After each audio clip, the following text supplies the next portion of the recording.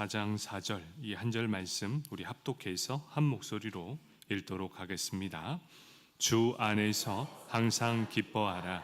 내가 다시 말하노니 기뻐하라. 아멘. 성가대의 찬양이 있겠습니다.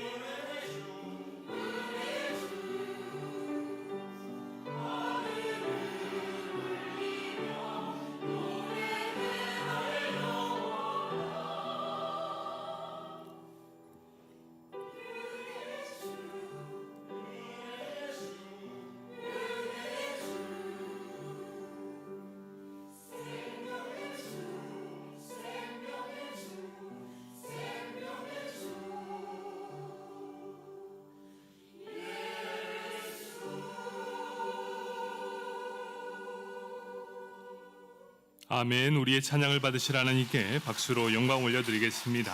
감사합니다.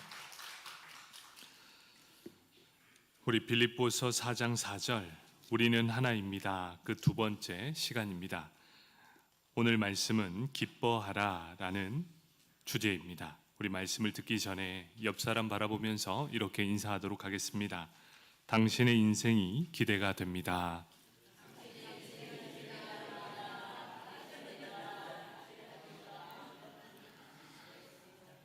여러분은 기대가 되십니까? 내일의 소망이 기대가 되십니까? 기대가 있는 사람은 활력이 있습니다. 기대가 있는 사람은 날마다 소망을 품습니다. 그런데 우리에게 주어지는 것이 있습니다. 기대가 있고 소망을 품는 사람에게 꼭 필요한 것 한 가지가 있습니다. 그것이 바로 인내라는 것이지요.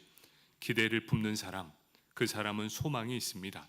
소망이 있는 사람에게 반드시 함께하는 단어가 있으니 그 단어는 인내입니다. 바로 그 자리를 굳건하게 지키는 것, 바로 이 소망의 인내가 있는 사람이 바로 기대가 있는 사람이고 소망이 있는 사람입니다. 바로 여러분들이 그런 기대가 있는 여러분들 되길 축복합니다. 우리에게 그 기대가 있는 자리가 바로 예배의 자리입니다. 여러분, 예배의 자리도 인내함으로 지키는 것입니다.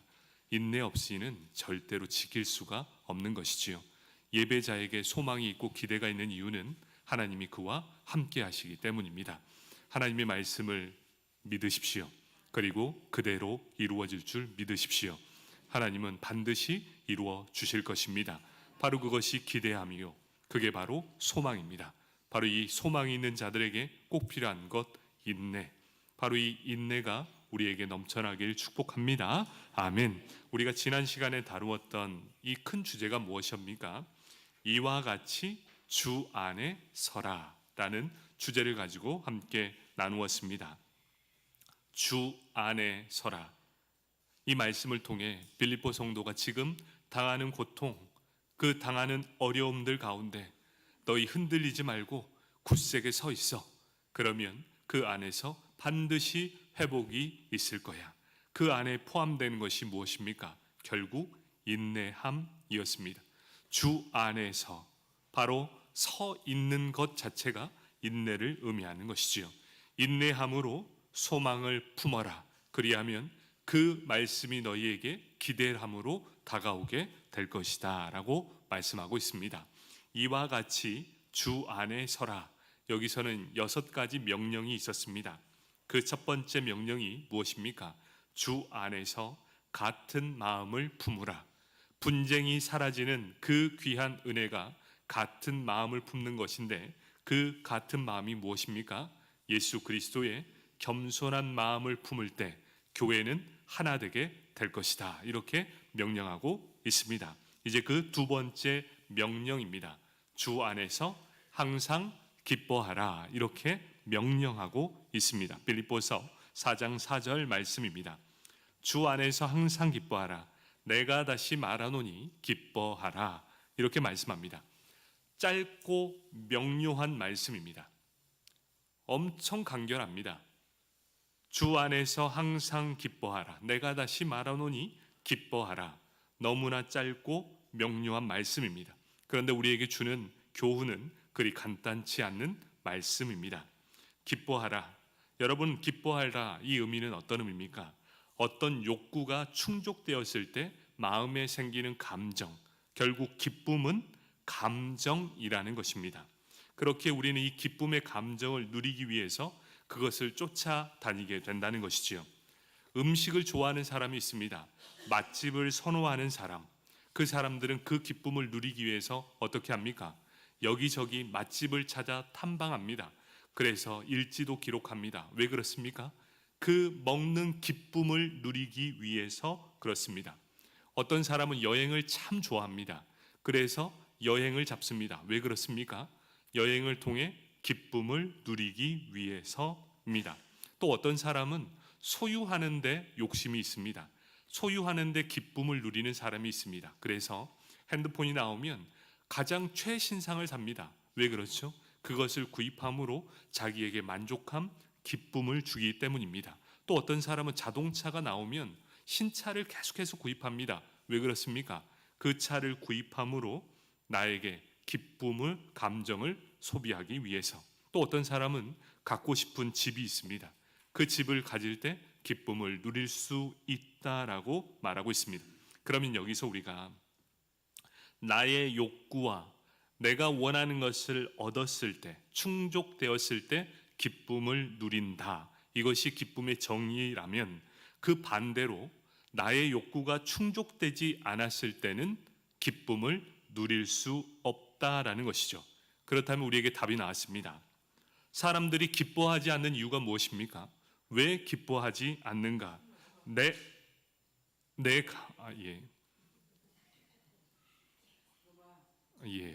벌이 있습니다. 예. 자, 그렇다면 답이 나왔습니다. 네, 사람이 기뻐하지 않는 이유가 있습니다. 내 감정이나 자신의 욕구에 무언가 충족되지 않았기 때문입니다.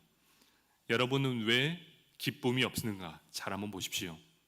내 안에 불만족이 있기 때문이지요. 만족이 없는 거죠. 뭔가 불편합니다. 내 안에 뭔가 채워지지 않는 공허함이 있기 때문에 우리는 기뻐하지 않는다. 결국 우리는 이런 결론에 도달합니다.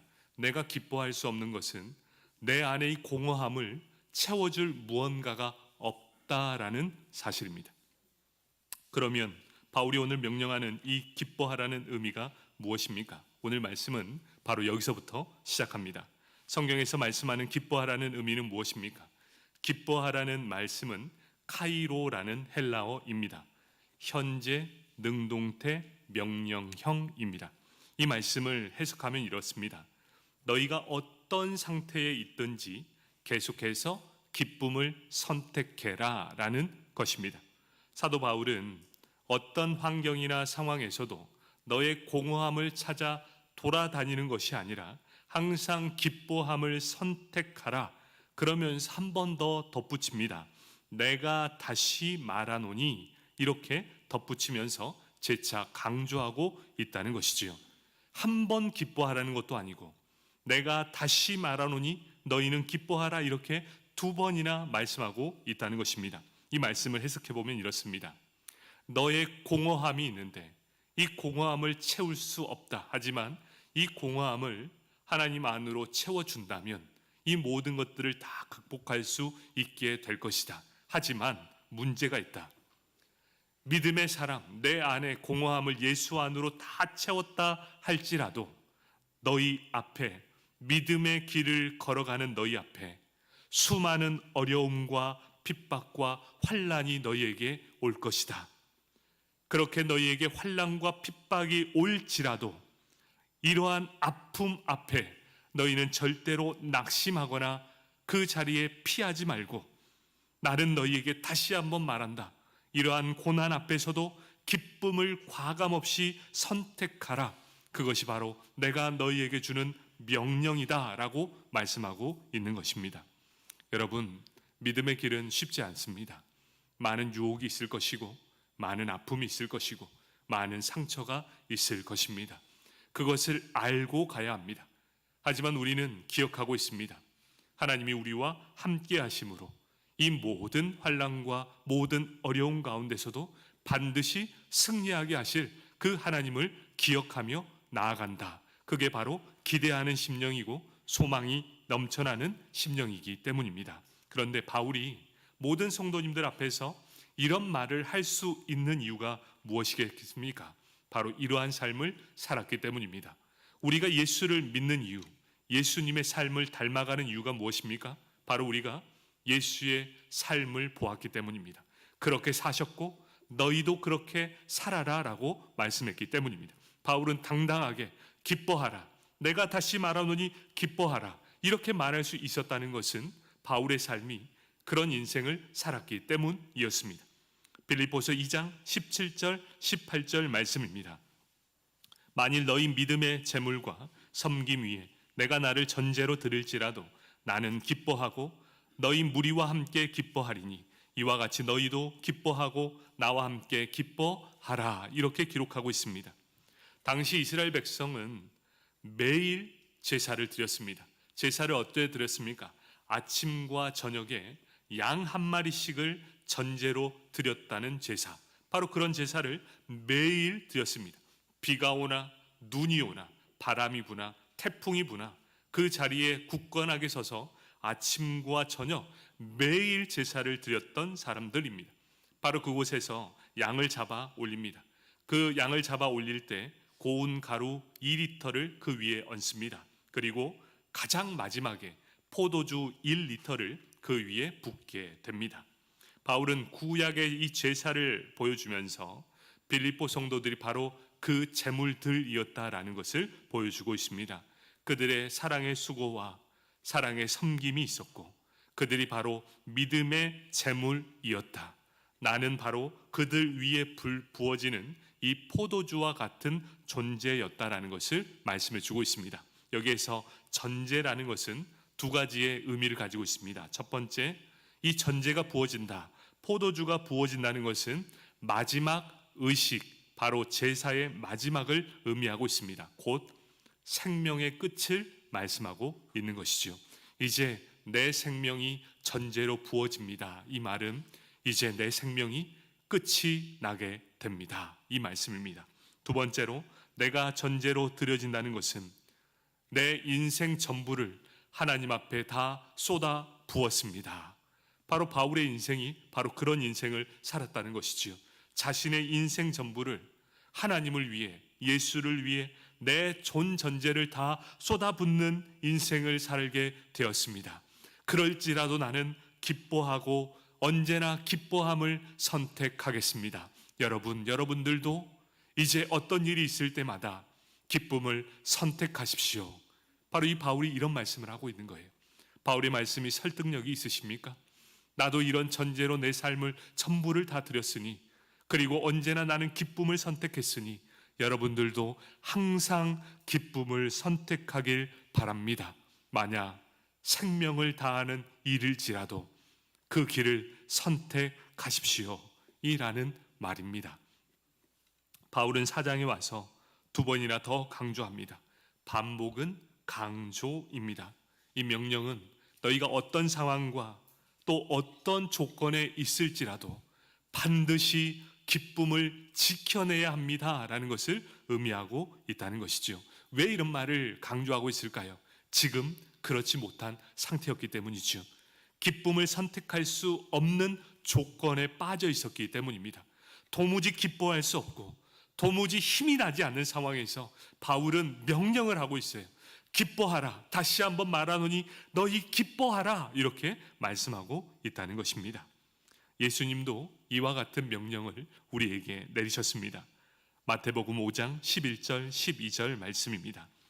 나로 말미암아 너희를 욕하고 박해하고 거짓으로 너희를 거슬러 모든 악한 말을 할 때에는 너희에게 복이 있나니 기뻐하고 즐거워하라. 하늘에서 너희의 상이 큼이라. 너희 전에 있던 선지자들도 이같이 박해하였느니라. 아멘.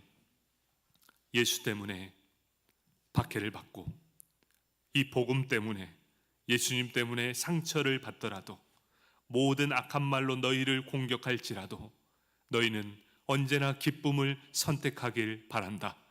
너희 전에 있었던 모든 선지자들도 이와 같은 어려움을 당했지만 지금 나와 함께 영원한 천국에서 함께 지내고 있단다. 이 말씀이에요. 결국 우리에게 기대와 소망은 무엇을 안고 가라는 것을 말씀하고 있습니까? 기대합니다. 소망합니다. 그 안에는 인내함의 그 기준점이 우리 안에 있다는 것이지요. 인내하지 않는 사람 절대로 성공하지 않습니다. 여러분, 공부하는 학생, 이제 수능도 얼마 남지 않았지만 수능 때에 가장 좋은 성과를 내는 사람이 누군지 아십니까? 인내함으로 다른 모든 것을 절제하고 자신의 시간을 들이는 사람은 기대할 수 있다는 사실입니다. 여러분, 바로 기대하는 사람은 절제합니다. 모든 것을 철저히 절제하며 자신의 모든 것을 쏟아붓습니다. 그 사람은 기대함으로 나아가게 될 것이고 기쁨을 회복하게 될 것입니다. 바로 그 말씀이에요. 절제하며 인내하며 그 길을 걸어가라. 그리고 기쁨을 선택하라. 그 마지막에 반드시 기쁨이 있을 것이고 너에게 축복이 임하게 될 것이다. 여러분, 절제하고 인내해 본 사람은 알 수 있습니다. 왜냐? 성공의 지름길이 바로 거기이기 때문입니다. 그렇다면 바울은 왜 우리를 향해서 기뻐하라 명령하고 있을까요? 기쁨은 감정이라고 했습니다. 나에게 채워지지 않는 공허함이 있으면 절대로 기쁨의 감정이 나타나지 않게 된다는 것이지요. 그래서 이렇게 말씀합니다. 너희가 기뻐할 수 있는 근거를 말씀하겠다. 너희 안에 있는 이 공허함을 세상의 모든 것을 다 때려 넣어봐라. 너희의 공허함은 절대로 채워지지 않을 것이다. 대신 너에게 그 공허함을 채울 수 있는 가장 좋은 것을 허락해 줄 것이다. 바로 이 명령의 타당성, 주 안에서라는 명령을 하게 됩니다. 이 명령의 타당성은 여기에 있습니다. 주 안에서 하나님이 너와 함께하고 너의 공허함 속에 하나님이 역사해 주신다면 반드시 너의 하는 일이 다 기대가 될 것이고 소망이 있을 것이고 반드시 이루어질 것이다. 지금 당하는 고난도 넉넉히 이겨낼 것이다. 왜? 너 안에 이 공허함을 가득 채워줄 예수 그리스도의 이 성령 하나님의 충만함이 있기 때문이다. 여러분, 기쁨을 회복할 수 있는 가장 좋은 방법 하나가 무엇입니까? 바로 성령의 충만함을 받을 때 우리는 기뻐할 수 있다는 사실입니다. 우리 예배를 드리는 모든 성도 여러분, 성령 충만함을 받길 축복합니다. 아멘. 세상적인 관점에 보면 참 이해하기 힘든 말씀입니다. 세상 사람들은 돈으로 그 공허함을 채우려고 합니다. 또 명예로 그 공허함을 채우려고 합니다. 또 젊음이나 특출난 외모로 그 모든 것을 기뻐하고 있습니다. 승진하면 기쁩니다. 선물을 받으면 기뻐합니다. 자녀들 때문에 또 손주들 때문에 참으로 기뻐합니다. 그런데 이러한 기쁨은 오래 가지 않는다는 흠이 있습니다. 우리 지긋이 연세 드신 분들 여기 계시지만 우리는 알고 있습니다. 돈은 있다가도 없고 없다가도 있는 것, 그것이 돈이라는 사실. 그리고 젊음, 아름다운 외모도 순식간에 지나간다는 사실. 그리고 명예도 한순간에 짧은 이 잘못 하나, 실수 하나로 다 무너져 내린다는 사실. 여러분, 귀엽고 예쁘던 자녀들 있으시죠? 얼마나 귀여웠는지요. 말 못할 때까지만. 여러분 아시죠? 말하고 뛰어다니기 시작하면 참 그렇죠. 손주들 역시 커가면서 반항을 시작합니다. 부모를 단 한 번도 실망시키지 않는 자녀는 이 땅에 없습니다. 그러면서 이 땅에서 기뻐하라 이 명령은 공허함의 말처럼 느껴지게 되는 사실이지요. 자신의 욕구가 충족되었을 때 느끼는 즐거움의 감정이라면 우리는 상황에 따라 원하는 것을 얻을 수 없으니 항상 기뻐하라는 것은 있을 수 없습니다. 우리 인간의 욕구는 채워질 수 없는 공허함의 덩어리입니다. 우리 인간의 욕구는 절대로 채워지지 않는 공허함이 있습니다. 이 안에 공허함을 채울 수 있는 건 딱 하나입니다. 바로 예수 그리스도, 바로 성령의 충만함만이 우리의 공허함을 채울 수 있다는 사실이죠. 그래서 전도자는 고백합니다. 전도서 1장 2절 말씀입니다. 전도자가 이르되 헛되고 헛되며 헛되고 헛되니 모든 것이 헛되도다. 이 헛되다가 5번이나 나옵니다. 얼마나 강조하고 싶었을까요? 솔로몬입니다. 자신이 원하는 것을 다 할 수 있었던 사람, 자신이 해보고 싶은 일들을 전부 다 해볼 수 있는 위치에 있는 사람, 자신의 공허함을 세상의 모든 것들로 다 때려 넣어 봤습니다. 그런 솔로몬의 마지막 고백이 무엇입니까? 내가 원하는 대로 다 해보니, 다 취해보니 이 얼마나 좋은가, 너무나 행복하고 기뻤습니다 라는 고백이 아니었다는 것이지요. 그러면서 이렇게 고백합니다. 여러분, 이렇게 살아보니 정말 좋지 않습니다. 이렇게 살아보니 헛되고 헛됩니다. 해 아래 모든 것으로 내 이 공허함을 채워봤더니 단 한순간도 채워지지 않았습니다. 이 세상 것, 이것은 결단코 내 모든 공허함을 채울 수 없는 것들이었습니다. 세상의 행복, 모든 것을 다 가져와도 나는 기쁘지 않았습니다. 이것이 그의 고백입니다. 그렇게 바울은 이렇게 말씀하고 있습니다. 세상이라는 무대에서 너의 공허함을 채우려 하지 말고 이 공허함을 채우기 위해서 세상 것들 말고 하나님의 것 예수 안으로 들어와라. 그러면 그 안에서 넘치도록 부어주시는 성령의 충만함으로 너의 기쁨이 영원토록 남게 될 것이다. 주 안에서 너는 항상 기뻐할 수 있을 것이다. 전에 세상에서 기뻐했다면 이제는 주 안에서 성령으로 충만케 채워보십시오. 이제 너희가 날마다 주 안에서 기쁘게 될 것입니다. 여러분, 기쁘십니까? 성령 안에 채워짐을 받는 인생은 기뻐할 수 있다는 것이지요. 그래서 우리가 항상 기뻐할 수 있는 이유, 주 안에서만 가능합니다. 그래서 빌립보서 4장 1절, 2절, 4절 여기에서 계속해서 강조되고 있는 말씀이 뭡니까? 주 안에서라는 이 단어를 계속해서 넣고 있다는 사실입니다. 왜 그렇습니까? 주 안에서만 가능하기 때문이죠. 기뻐할 수 있는 이유, 주 안에서 하나 될 수 있는 이유, 우리가 하나 되고 기쁨을 누릴 수 있는 이유, 그것은 바로 주 안에 머물러 있을 때만 가능하다는 것입니다. 유오디아와 순두개가 같은 마음을 품을 수 있었던 것도 주 안에 들어와야만 가능하다는 것입니다. 여러분, 우리 남편과 아내들 있지 않습니까? 평생을 같이 살아도 한마음 한뜻 되기 쉽지 않습니다. 이런 왼수가 따로 없으시죠? 그런데 각 가정마다 하나 될 수 있는 방법이 있습니다. 그 가정의 주인이 하나님이시면 됩니다. 하나님이 주인 되시면 왼수 같은 남편이 불쌍해 보입니다. 우리 아내분들 그러시죠? 사랑스럽죠? 그런 이유는 바로 하나님의 사랑 때문에 그렇습니다. 하나님 안에서만 가능합니다. 유오디아와 순두개도 마찬가지였어요. 너희 둘이 화해해. 절대 못합니다.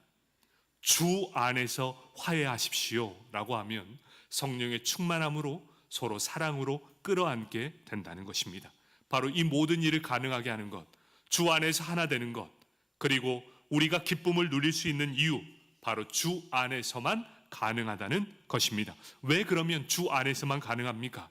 주 안에 있으면 나의 생각, 내 인간적인 지식, 내 인간적인 시선을 초월하기 때문입니다. 그래서 이러면 안 될 것 같은데, 이렇게 하면 손해볼 것 같은데, 이렇게 하면 시간이 더 걸릴 것 같은데, 그런데 기가 막히게 하나님은 이러한 연약함을 통해 놀라운 기적의 일을 해내시는 분, 그분이 바로 여호와 하나님이시라는 사실입니다. 안 될 것 같이, 또 손해볼 것 같지만 하나님이 하시면 다 이루어지는 줄 믿습니다. 아멘. 주 안에서 하나님의 세상으로 이 시선을 바라본다면 우리의 기쁨이 누리게 된다라는 것이지요.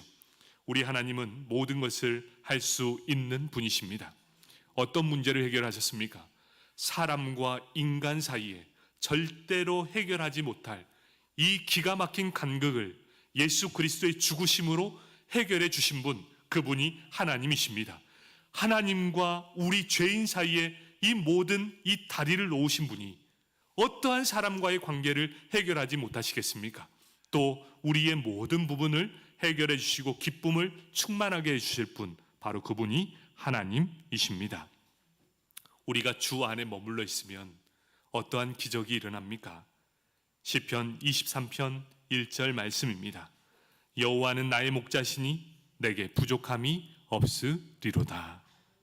시편 23편 그 내용은 다윗이 여호와께서 하나님은 나의 목자가 되기에 내 인생에 부족함이 없고 내 인생에 어떤 것도 두려움이 없습니다라는 고백을 하는 내용입니다. 다윗의 즐거움과 기쁨은 늘 푸른 초장과 쉴만한 물가로 머무는 삶이 아니었습니다. 하나님께서 나에게 쉴만한 물과 그리고 푸른 초장을 주셨기 때문에 나는 기뻐하는 것이 아니라 내가 사망의 음침한 골짜기를 다닐지라도 원수가 내 앞에 나를 삼키려 할 때도 있었지만 그때마다 선하신 목자 되신 하나님께서 나와 함께 계심으로 나의 부족함이 없게 하셨고 나를 쉴만한 물가로 인도하실 뿐만 아니라 나의 모든 두려움을 사라지게 했기 때문이었습니다. 다윗의 고백은 이렇습니다.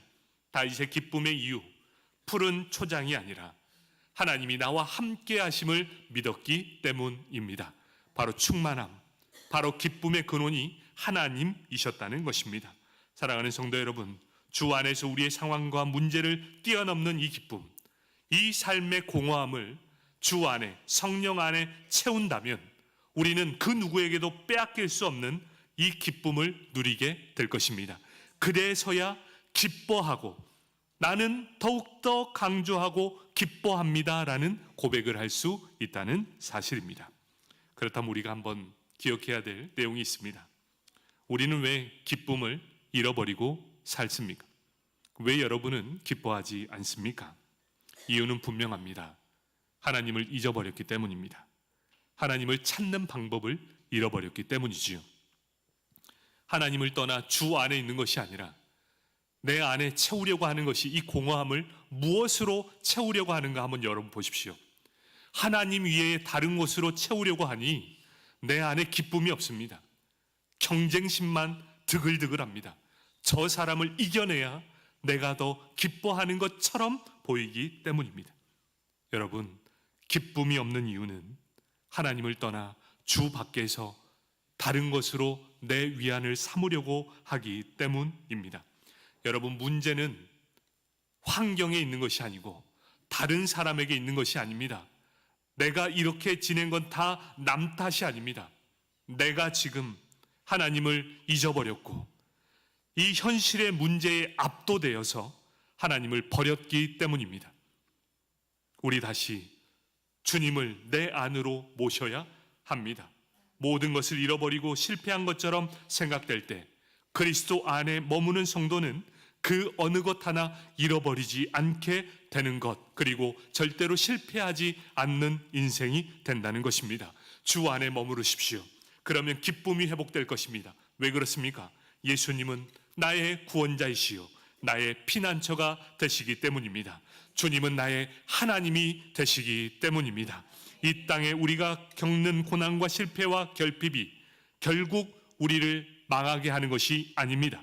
바로 하나님께서 주 안에서 머무는 자를 지켜주시고 높여주신다는 사실입니다. 우리 하박국 3장 19절 상반절에 보면 이렇습니다.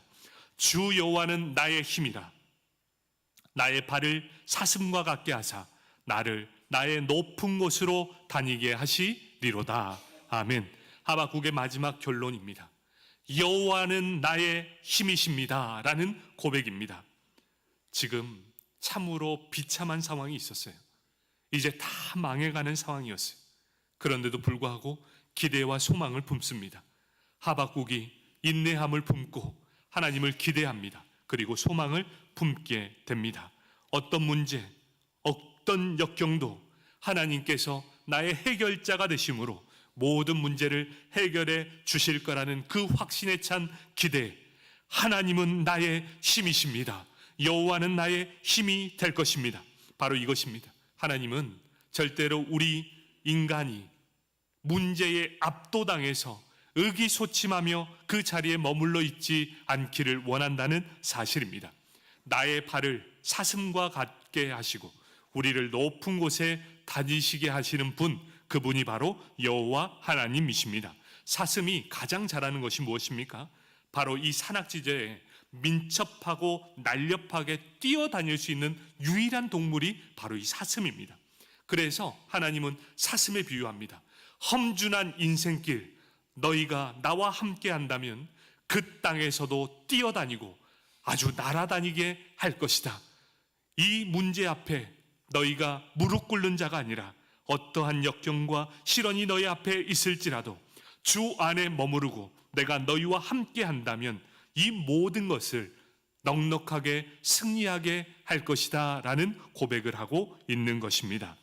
여러분, 오늘 성가대가 부른 찬양이 뭔지 아십니까? 혹시 찬양의 그 노래 제목을 아십니까? 오늘 이 불러드린 찬양은 꽃들도라는 찬양입니다.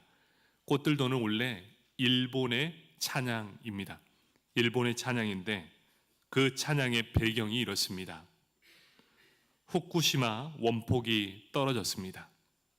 모든 것이 다 황폐해졌습니다. 그 땅을 바라보니 소망이 하나도 없는 거예요. 여러분, 원자폭탄이 떨어졌습니다. 남아있는 게 뭐가 있겠습니까? 그때 믿음의 사람들이 모여들기 시작합니다. 그리고 그곳에서 아무 희망 없는 곳에서 소망을 노래하게 됩니다. 그 가사를 한번 들려드리면 이렇습니다. 잘 한번 들어보세요. 이곳에 생명샘 솟아나 눈물 골짝 지나갈 때에 머자나 열매 맺히고 웃음소리 넘쳐나리라. 이곳에 생명샘 솟아나 눈물 골짝 지나갈 때에 머자나 열매 맺히고 웃음소리 넘쳐나리라. 꽃들도 구름도 바람도 넓은 바다도 찬양하라 찬양하라. 예수를 하늘을 울리며 노래해 나의 영혼아. 은혜의 주, 은혜의 주, 은혜의 주. 그 날에 하늘이 열리고 모든 이가 보게 되리라. 마침내 꽃들이 피고 영광의 주가 오시리라. 여러분, 이 찬양이 어떻게 느껴지십니까? 절망 가운데 하나님을 기대하고 소망하는 인내함으로 기대함의 소망을 품은 이 메시지가 지금 일본을 다시 살게 했다는 것입니다. 여러분, 바로 소망 없는 곳에 기뻐하고 기뻐할 수 있는 이유는 그 소망의 주인 되시는 여호와 하나님이 우리의 공허함을 채워주는 마음에 가득 넘쳐나기 때문입니다. 여러분, 절망에서 벗어나길 축복합니다. 바로 이 공허함을 하나님으로 채우시길 축복합니다. 무엇으로 채우려고 하십니까? 기쁨이 없는 이유를 정확하게 아셔야 합니다. 하나님 외에 다른 것으로 채우려고 하니 기쁨이 없는 것이지요. 여러분, 하나님으로 가득 채우시길 축복합니다. 그러함으로 날마다 승리하는 저와 여러분이 되길 축복합니다. 아멘. 기도하겠습니다. 우리가 주 안에서 기뻐하기를 원합니다. 하나님께서는 기쁨의 근원 되시고 바로 그 주님이 우리 안에 있기 때문입니다.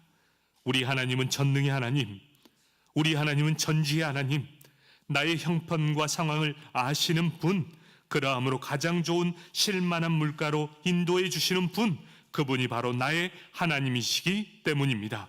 그렇게 나는 기뻐할 수 있습니다. 주 안에서 항상 기뻐하라. 내가 다시 말하노니 기뻐하라.